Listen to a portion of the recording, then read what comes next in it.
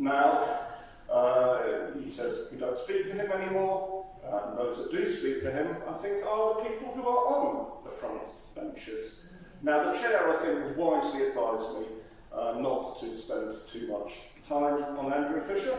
And certainly when I was chair, I always hoped that speakers would take my advice, so I'm going to respect her and just say that anyone who looks to look at the world today and say that the only voices for peace in the British political setup today should wind themselves up and be silent, that is a shameful position. It's shameful for him, and it's shameful for those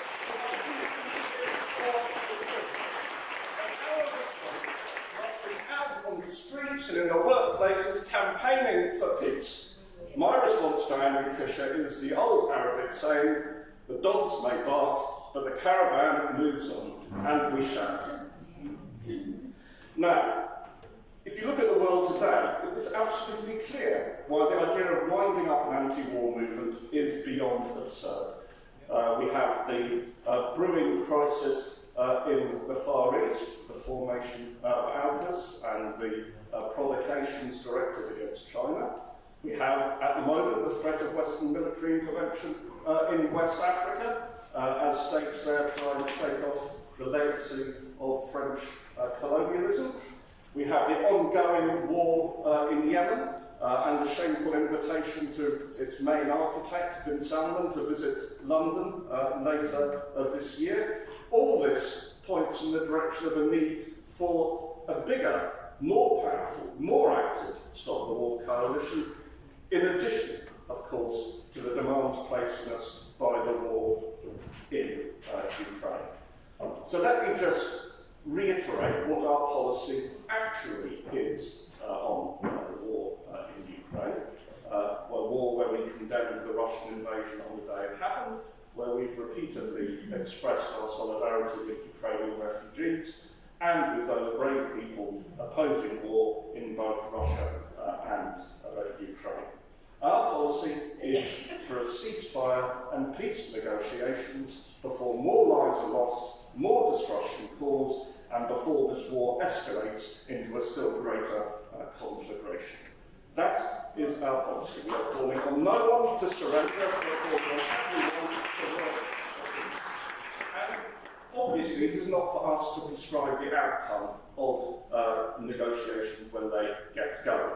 There's clearly a military stalemate at the moment that doesn't show any signs of breaking in the foreseeable future. It is my view that the Ukrainian conflict can be understood as three wars in one: an internal conflict within Ukraine that's been going on at least since 2014, a war of Ukraine resisting Russian invasion, and a proxy war driven by NATO and US expansion. Peace must solve all of those conflicts if it is to last, but it can only be a peace achieved by the people involved themselves. That is our policy, and there is no shame in the policy. The shame only is that we are the only people in British politics today advocating such a peaceful solution to the worst crisis we've faced in many, many years. Now, in that setting, we have to address what happened at the TUC. There's no point in pretending that it's anything other than bad, that the TUC took a position which places obstacles in the way of peace, just as last year. Unfortunately, the TUC shamefully voted to campaign for increased military spending. There is work to be done in our unions, clearly. However, we also need to note that pressure from Stop the War diluted the composite that was finally passed, and pressure the General Council into issuing a statement, as all General Council statements do, is to try and persuade the Congress and not actually voting on what's actually before them.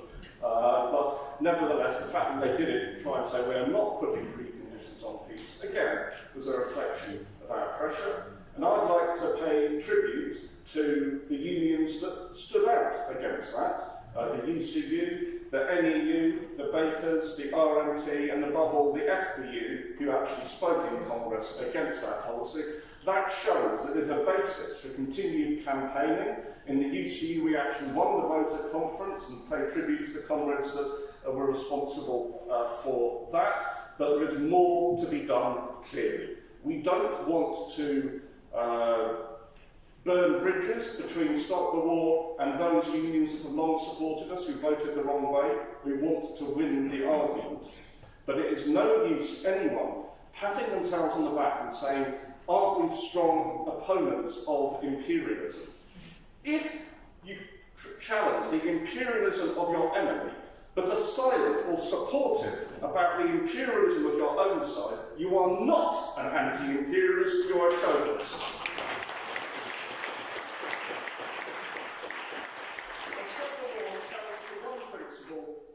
Since our foundation, and that is our opponent is the British government, its policies, its actions, its alliances, and more than ever do we need to be holding to that principle today. Of course, we've all got opinions on almost every regime in the world, but our opponent is the Tory government at the moment.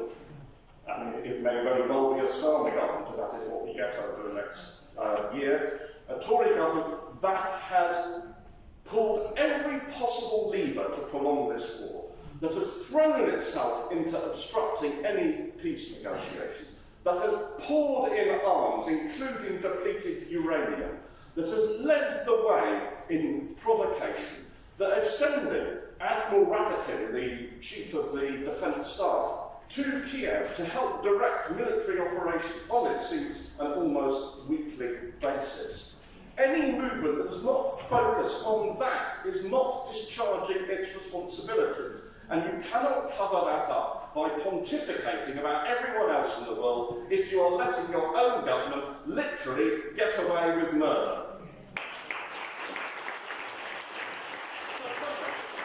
Our enemy is at home, but our ally is the world. People say, aren't you isolated?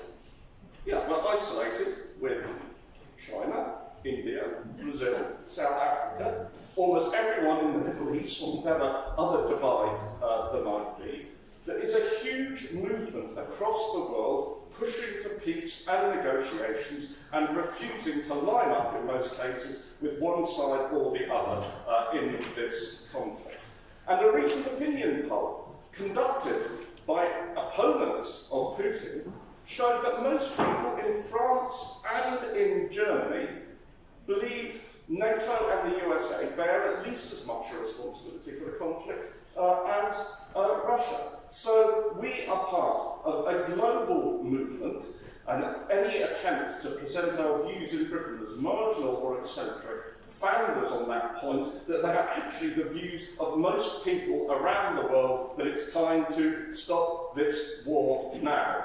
And we are attacked not because we are irrelevant or because we are wrong, but because the establishment knows that we were right about Afghanistan, we were right about Iraq, we were right about Libya, and we are going to be proved right about this war too, and we need to go forward today to take that message throughout the country and impose our agenda on the rotten political class and its acolytes and demand peace now in Ukraine and around the world.